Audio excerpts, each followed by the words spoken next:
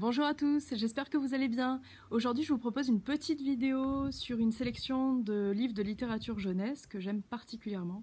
Alors, je ne les ai pas du tout classés par ordre de préférence, je préfère largement que vous fassiez votre propre opinion sur la question. Alors, je vais simplement vous faire un petit commentaire sur chacun de ces livres et vous lire un court extrait. Alors, on commence tout de suite avec La danse de la méduse de Stéphanie Hoeffler. Alors, c'est un livre sur le harcèlement scolaire. Nous suivons Nicolas et Sarah, qui sont deux camarades de classe dans un collège. Sarah est la plus belle fille de ce collège et Nicolas se fait régulièrement harceler tous ses camarades de classe. Et c'est un gamin qui est en surpoids, qui se sent mal dans sa peau. Et donc on va suivre ces deux personnages en voyant de quelle manière le regard de Sarah va évoluer sur ce camarade de classe. Alors qu'au départ... elle ne le considérait pas avec une grande estime, un peu comme tous les autres, mais on va voir de quelle manière elle va se rapprocher de lui durant le récit. Alors, je vais vous lire le tout début, les premières pages de ce roman. T'imagines si tu étais comme lui, me lance Mélinda. Typique de Mélinda. Elles disent ce que tout le monde pense, mais que personne ne dit parce que ça crève les yeux. Enfin bref. Mélinda parle sans raison. Je ne réponds pas, je pouffe.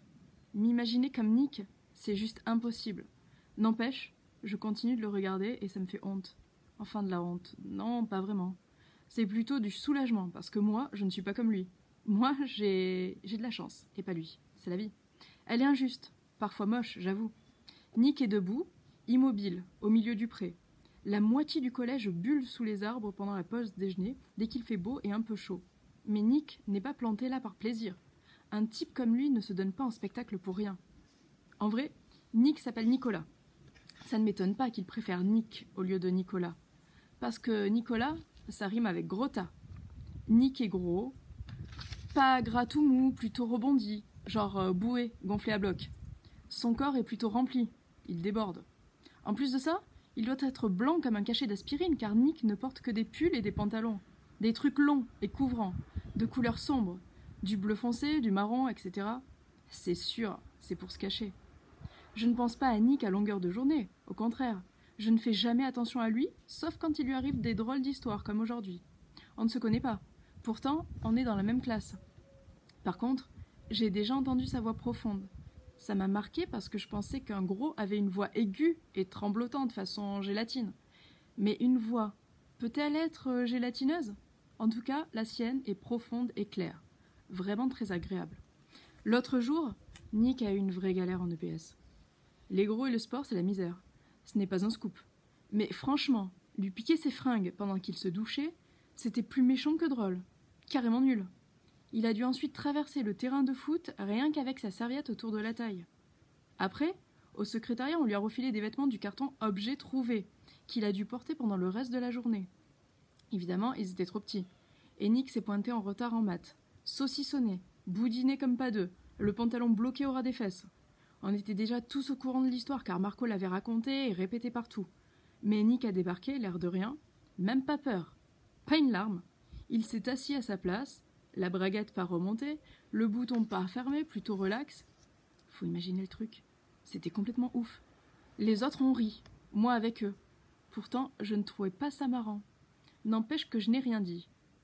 À cause de Marco ? Marco, c'est l'inverse de Nick. Marco fait de l'athlétisme, il a des abdos en tablette de chocolat, le genre qui fait rêver les garçons. En EPS, Margot assure, mais il ne touche pas une bille en maths et en allemand. Il a, normal, une coupe de cheveux tendance, de beaux cheveux noirs, épais, rasés sur les côtés, et une grande mèche sur le front. Il y a au moins 3 types de ma classe qui l'ont déjà copié. Marco a toujours des idées complètement débiles qui énervent les profs et certains d'entre nous. Moi, par exemple, mais de temps en temps seulement. Je crois que Marco m'aime bien. Mélinda dit que nous pourrions être le couple de l'année dans notre classe. C'est bizarre. J'ai l'impression qu'elle est un peu jalouse. Moi, ce que j'en pense, pas grand-chose. Je n'ai jamais eu de petite amie. Honnêtement, je ne sais pas si j'ai envie d'en avoir. Mais bon, Marco est mignon, et c'est un mec bien. C'est vrai, tout le monde le dit. Si Nick est planté, debout, au milieu du pré, c'est à cause de Marco, comme d'hab. Marco, Jean et d'autres ont balancé son sac à dos dans l'arbre. Résultat, Ils sont tous morts de rire. Alors voilà pour l'extrait de La danse de la méduse. Donc j'ai trouvé que ce roman se lisait vraiment très vite. Et comme les personnages sont attachants, surtout Nicolas, ben on a envie forcément de savoir ce qui va lui arriver avec la belle Serra. Est-ce qu'ils vont se rapprocher ou pas? Donc je n'en dirai pas plus. Donc je vous le conseille vivement. Alors le second roman que je souhaite vous présenter aujourd'hui, c'est Adèle et les noces de la reine Margot de Silène Edgar. C'est l'auteur qui a écrit 1414, cet excellent roman ici. Et dans les deux romans, il est question de voyage temporel. Alors ici, vous voyez ce qui est écrit en dessous du titre. 2015, le jour, 1572, la nuit. Donc c'est le personnage d'Adèle que nous allons suivre, qui est une adolescente, qui en a marre de son environnement, qui en a marre d'aller suivre des cours en classe. Elle en a marre également du travail qui lui est donné pendant les vacances de la Toussaint par son professeur de français, puisqu'il lui demande de lire, ainsi qu'au reste de sa classe, un livre qui s'intitule La Reine Margot. Et alors qu'elle commence à lire cet ouvrage, elle s'endort. Et là, à son réveil, elle va plus se retrouver dans son époque, donc en 2015, mais au XVIe siècle. Alors je vous lis le passage où elle se réveille. Quand Adèle se réveille, elle est stupéfaite d'entendre de la musique bizarre, comme si un orchestre s'était installé dans le couloir de l'autre côté de la cloison. Et il y a sans aucun doute tous les spectateurs avec l'orchestre, parce qu'elle entend des bruits de pas, de course, une grande agitation. Ça crie, ça chante, ça rigole. Elle ouvre grand les yeux et se rend compte immédiatement qu'elle n'est pas chez elle. Elle ne s'est peut-être pas réveillée en fait. Pourtant, elle ne rêve pas, elle n'est pas en train de dormir. Les draps sont lourds, sa couette a disparu, il y a comme un toit au-dessus de sa tête. Un baldaquin.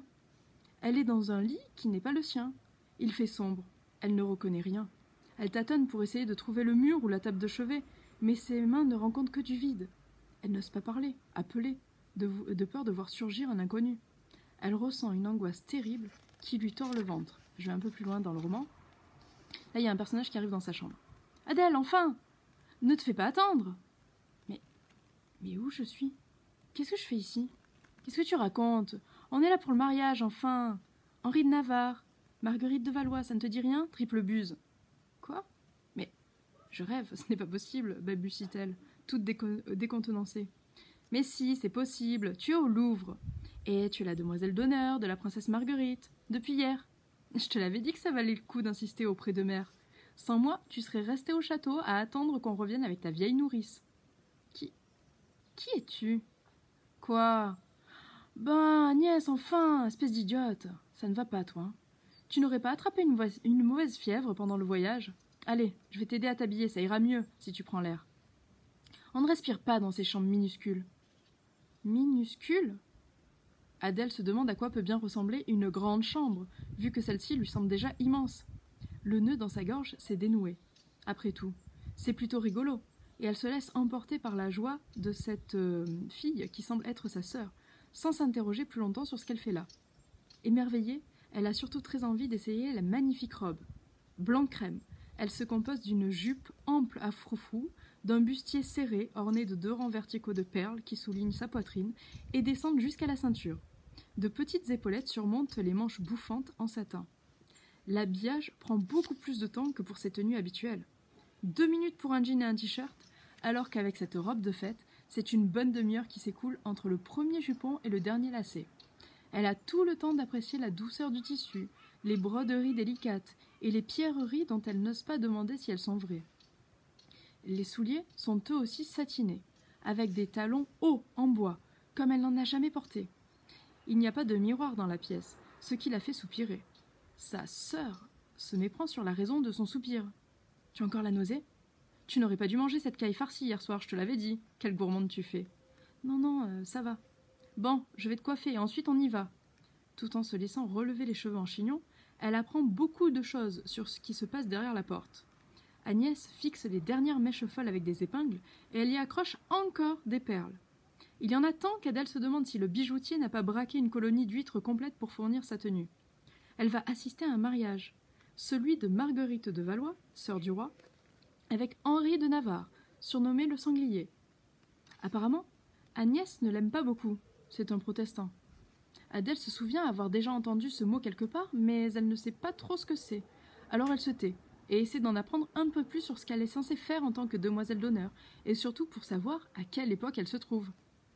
Elle a eu la puce à l'oreille en regardant par la fenêtre, mais c'est sa sœur qui lui permet de comprendre quand elle annonce « Saint-Germain-l'Auxerrois marque 10 heures.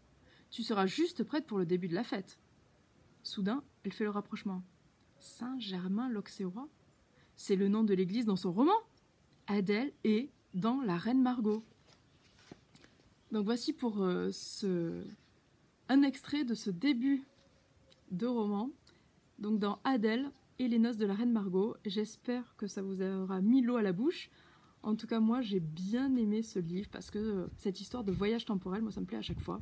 Donc ça a marché pour 14-14, qui était une histoire sur la Première Guerre mondiale. Ici, évidemment, on est transporté un peu plus loin dans l'histoire puisqu'on est au XVIe siècle. Voilà.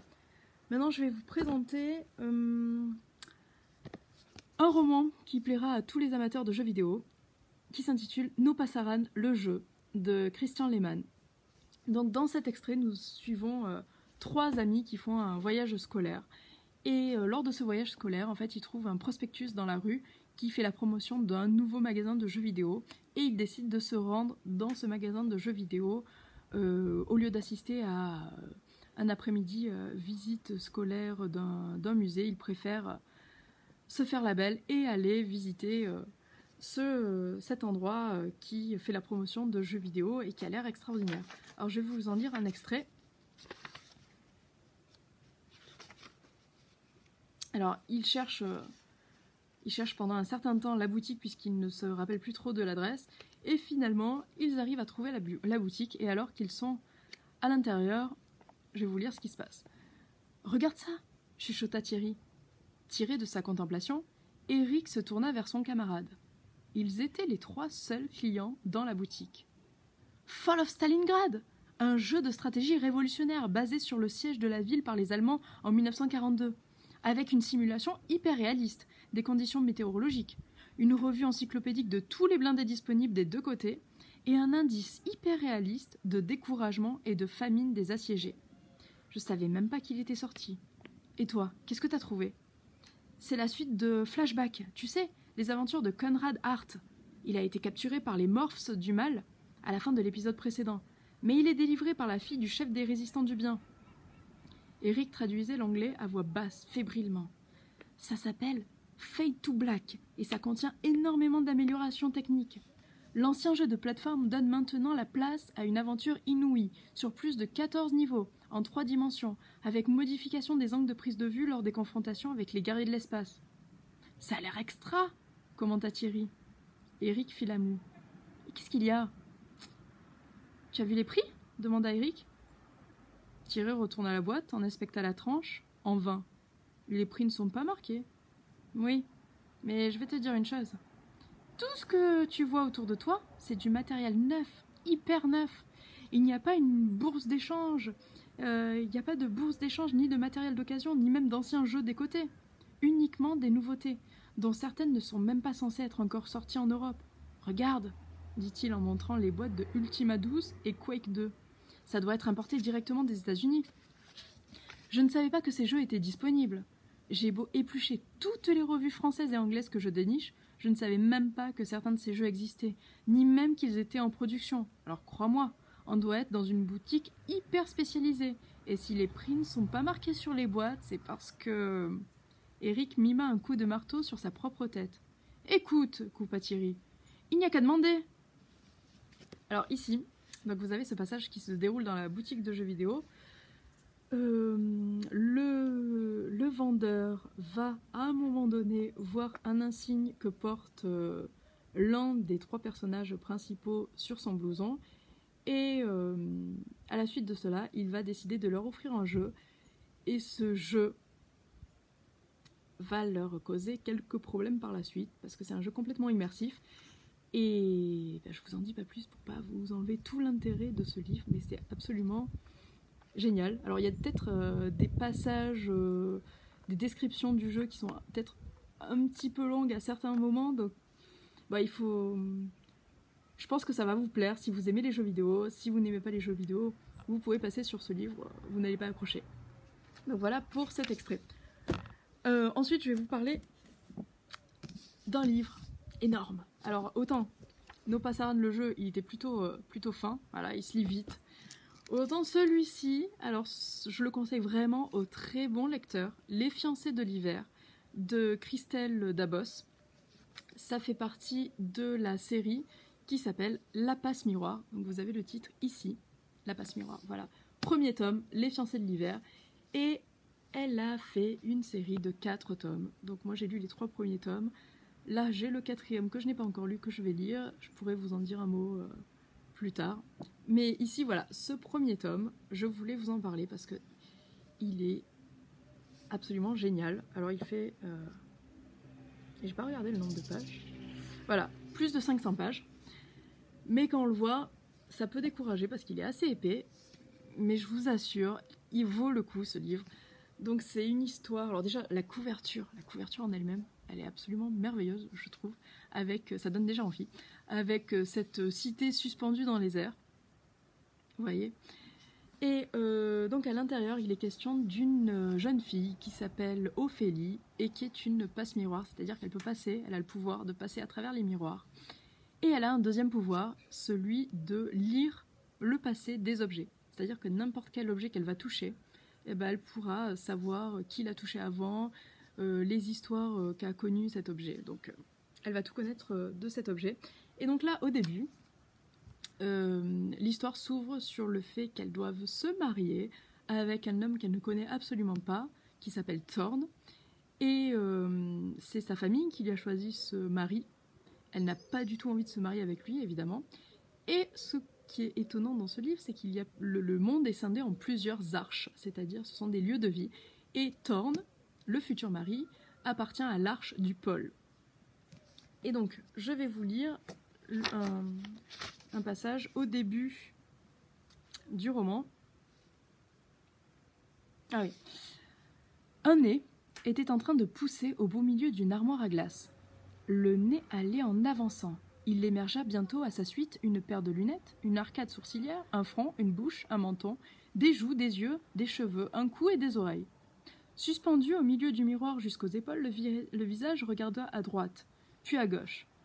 La pliure d'un genou affleura à son tour, un peu plus bas, et remorqua un corps qui s'arracha tout entier de l'armoire à glace, comme il l'aurait fait d'une baignoire. Une fois sorti du miroir, la silhouette ne se résumait plus qu'à un vieux manteau usé, une paire de lunettes grises, une longue écharpe tricolore. Et sous ces épaisseurs, il y avait Ophélie. Autour d'Ophélie, le vestiaire protestait maintenant de toutes ses armoires, furieux de cette intrusion qui bafouait le règlement des archives. Les meubles grinçaient des gonds et tapaient des pieds. Les cintres s'entrechoquaient bruyamment, comme si un esprit frappeur les poussait les uns contre les autres. Cette démonstration de colère n'intimida pas Ophélie le moins du monde. Elle était habituée à la susceptibilité des archives. « Tout doux, murmura-t-elle, tout doux. » Aussitôt, les meubles se calmèrent et les cintres se turent. Le bâtiment des archives l'avait reconnue. Ophélie sortit du vestiaire et referma la porte. Sur le panneau, il y avait écrit « Attention, chambre froide, prenez un manteau. » Je passe quelques pages. Et donc Ophélie se trouve aux archives et elle va voir à l'intérieur des archives son oncle. Ophélie tira une chaise vers le lit, elle dévisagea son grand-oncle et ses flamboyantes moustaches avec un sentiment d'irréalité. Elle avait l'impression de contempler à travers lui une page de sa vie qu'on lui déchirait juste sous son nez. « Je me doute bien pourquoi tu me louches dessus ainsi, déclara-t-il. Sauf que cette fois, c'est non. Tes épaules tombantes, tes lunettes moroses, tes soupirs de malheureuse comme les pierres, tu les ranges au placard. » Il brandit le pouce et l'index, tout hérissé de poils blancs. « 2 cousins que tu as déjà rejetés. Ils étaient moches comme des moulins à poivre, et grossiers comme des pots de chambre, je te le concède. Mais c'est toute la famille que tu as insultée à chaque refus. Et le pis, c'est que je me suis fait ton complice pour saboter ces accordailles. » Il soupira dans ses moustaches. « Je te connais comme si je t'avais faite. Tu es plus arrangeante qu'une commode, à jamais sortir un mot plus haut que l'autre, à jamais faire de caprices. Mais dès qu'on te parle de mari, t'es pire qu'une enclume. Et pourtant, c'est ton âge. Que le bonhomme te plaise ou non. Si tu ne te ranges pas, tu finiras au banc de ta famille. Et ça, moi, je ne veux pas. » Le nez dans sa tasse de café, Ophélie décida qu'il était grand temps pour elle de prendre la parole. « Vous n'avez aucune inquiétude à avoir, mon oncle. Je ne suis pas venue pour vous demander de vous opposer à ce mariage. » Au même instant, L'aiguille du phonographe se prit au piège d'une rayure. L'écho en boucle de la soprano emplit toute la pièce. Si je, si je, si je, si je, si je. Le grand-oncle ne se leva pas pour libérer l'aiguille de son ornière. Il était trop abasourdi. Qu'est-ce que tu me barbotes? Tu ne veux pas que j'intervienne? Non. La seule faveur que je suis venue vous demander aujourd'hui, c'est l'accès aux archives. Mes archives? Aujourd'hui. Si je, bégayait le tourne-disque. Le grand-oncle haussa un sourcil, sceptique, ses doigts farfouillant ses moustaches. Tu n'attends pas de moi que je plaide ta cause auprès de ta mère. Ça ne servirait à rien. Ni que je fasse fléchir ton faiblard de père. Je vais épouser l'homme qu'on a choisi pour moi. Ce n'est pas plus compliqué que cela. L'aiguille du tourne-disque sursauta et poursuivit son bonhomme de chemin tandis que la soprano clamait triomphalement. « Si je t'aime, prends garde à toi !»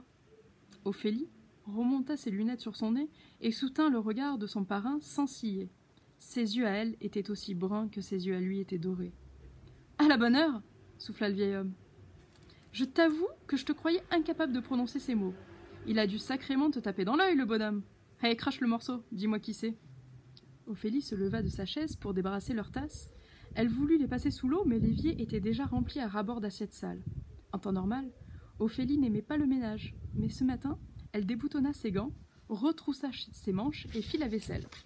« Vous ne le connaissez pas, dit-elle enfin. » Son murmure se noya dans l'écoulement de l'eau. Le grand-oncle arrêta le phonographe et s'approcha de l'évier. « Je t'ai pas entendu, fille. » Ophélie ferma le robinet un instant. Elle avait une voix en sourdine et une mauvaise élocution. Elle devait souvent répéter ces phrases. « Vous ne le connaissez pas. »« Tu oublies à qui tu t'adresses, » ricana le grand-oncle en croisant les bras. « Je ne sors peut-être jamais le nez de mes archives, mais je connais l'arbre généalogique mieux que personne. Il n'est pas un de tes plus lointains cousins depuis la vallée jusqu'au grand lac dont j'ignore l'existence. »« Vous ne le connaissez pas, » insista Ophélie. Elle frotta une assiette avec son éponge, le regard dans le vide. Toucher toute cette vaisselle, sans gants de protection, lui faisait remonter le temps malgré elle. Elle aurait pu décrire, jusqu'au moindre détail, tout ce que son grand-oncle avait mangé dans ses assiettes depuis qu'il les possédait. Habituellement, en bonne professionnelle, Ophélie ne manipulait pas les objets des autres sans ses gants, mais son grand-oncle lui avait appris à lire, ici même, dans cet appartement. Elle connaissait personnellement chaque ustensile sur le bout des doigts.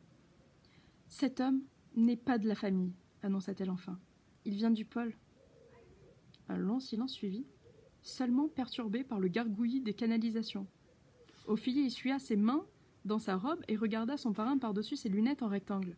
Il s'était soudain tassé sur lui-même, à croire qu'il venait de se prendre 20 ans sur les épaules. Ses moustaches étaient retombées comme des drapeaux en berne. « C'est quoi ce brôle ?» souffla-t-il d'une voix blanche. « Je n'en sais pas plus, » dit doucement Ophélie. « Sinon que d'après maman, c'est un bon parti. J'ignore son nom. Je ne connais pas son visage. » Le grand-oncle s'en alla chercher sa boîte à priser sous un oreiller, enfonda une pincée de tabac au fond de chaque narine et éternua dans un mouchoir. C'était sa manière à lui de s'éclaircir les idées. « Il doit y avoir une erreur. »« C'est ce que je voudrais croire aussi, mon oncle, mais il semblerait qu'il n'y en ait aucune. » Ophélie laissa échapper une assiette, qui se brisa en deux dans l'évier. Elle tendit les morceaux à son grand-oncle. Il les serra l'un contre l'autre, et l'assiette cicatrisa aussitôt. Il la posa dans l'égouttoir. Le grand-oncle était un animiste remarquable. Il savait absolument tout rafistoler de ses mains, et les objets les plus improbables lui obéissaient comme des chiots. Voilà pour la fin de ce passage que j'ai choisi de vous lire. Donc, les fiancés de l'hiver, on va suivre donc la venue d'Ophélie sur cette arche, l'arche du pôle, et on va voir comment elle va s'adapter à cette vie au pôle, alors qu'elle n'a pas du tout envie de se marier avec cet homme, Thorn, dont là, dans l'extrait que je vous ai lu, on ne connaît pas encore le prénom. Ensuite, donc je vous ai présenté ces livres-là. Je vais finir la présentation de mes livres par un livre dont je vous ai déjà parlé, qui s'appelle « Nos étoiles contraires » de John Green. Il a été de nombreuses fois primé, ce livre, et il a connu un tel succès qu'il a été adapté au cinéma. Donc peut-être que vous connaissez le film. Moi, je ne l'ai pas encore vu, le film, mais j'ai adoré le livre. Donc je vais vous en lire un extrait. Alors l'histoire, c'est l'histoire. Alors ça n'a pas l'air très très gai au premier abord. C'est l'histoire de deux jeunes gens, de deux adolescents qui ont le cancer. Donc il y a Hazel qui a le cancer depuis qu'elle est toute petite et elle va faire la connaissance d'Augustus. Augustus qu'elle va rencontrer dans un cercle de parole. Un cercle de parole auquel sa mère a décidé de l'inscrire. Elle n'a pas du tout envie d'y aller. En fait, elle est en train de broyer du noir, elle connaît un épisode de dépression, donc elle n'a plus envie de sortir de chez elle. Et sa mère l'oblige à aller dans ce cercle de parole où elle fait la connaissance d'Augustus. Et donc nous allons suivre dans ce roman Nos étoiles contraires leur combat à tous les deux contre le cancer et évidemment leur histoire d'amour. Alors, je vous lis donc l'incipit du roman, c'est-à-dire les toutes premières pages. Chapitre 1. L'année de mes 17 ans, vers la fin de l'hiver, ma mère a décrété que je faisais une dépression. Tout ça parce que je ne sortais quasiment pas de la maison, que je traînais au lit à longueur de journée, que je relisais le même livre en boucle, que je sautais des repas, et que je passais le plus clair de mon immense temps libre à penser à la mort. Quoi qu'on lit sur le cancer, brochures, sites internet ou autres, on trouvera toujours la dépression parmi les effets secondaires. Pourtant, la dépression n'est pas un effet secondaire. C'est pas un effet secondaire du cancer. C'est mourir qui provoque la dépression. Et le cancer est à peu près tout d'ailleurs. Mais ma mère, persuadée que je devais être soignée, a pris rendez-vous chez mon médecin, le docteur Jim, qui a confirmé que je nageais en pleine dépression. Une dépression tétanisante et tout ce qu'il y a de plus clinique. Conclusion. Il fallait modifier mon traitement et je devais m'inscrire à un groupe de soutien hebdomadaire. Le groupe mettait en scène des personnages plus ou moins mal en point et sa composition changeait régulièrement. Pourquoi changeait-elle ? C'était un effet secondaire de mourir. Inutile de préciser que ces séances étaient déprimantes au possible. Elles avaient lieu tous les mercredis dans la crypte en forme de croix d'une église épiscopale au mur de pierre. On s'asseyait en cercle, au centre de la croix, là où les deux morceaux de bois auraient dû se croiser. Pile où le cœur de Jésus aurait dû se trouver. Je le savais, parce que Patrick, l'animateur, qui était aussi la seule personne du groupe à avoir plus de 18 ans, nous bassinait à chaque réunion avec le cœur de Jésus, au centre duquel nous, jeunes survivants du cancer, étions littéralement réunis. Voilà comment ça se passait au cœur de Dieu. Notre groupe de 6, 7 ou 10 arrivait à pied ou en chaise roulante, piochait dans un malheureux assortiment de biscuits et se servait un verre de limonade, avant de prendre place dans le cercle de la vérité et d'écouter Patrick débiter pour la 1000e fois le récit déprimant de sa vie. Comment il avait eu un cancer des testicules et aurait dû en mourir, sauf qu'il n'était pas mort, et que maintenant il était même un adulte bien vivant, qui se tenait devant nous dans la crypte d'une église de la 137e ville d'Amérique, la plus agréable à vivre. Divorcé, accro aux jeux vidéo, seul, vivotant du maigre revenu que lui rapportait l'exploitation de son passé de super cancéreux, futur détenteur d'un master ne risquant pas d'améliorer ses perspectives de carrière, et qui attendait, comme nous tous, que l'épée de Damoclès lui procure le soulagement auquel il avait échappé des années plus tôt. Donc ici c'est le tout début, donc quand elle commence à participer à ce cercle de parole auquel sa mère l'a inscrite, et je vais vous lire un passage un peu plus loin, donc un dialogue entre Hazel Grace et Augustus.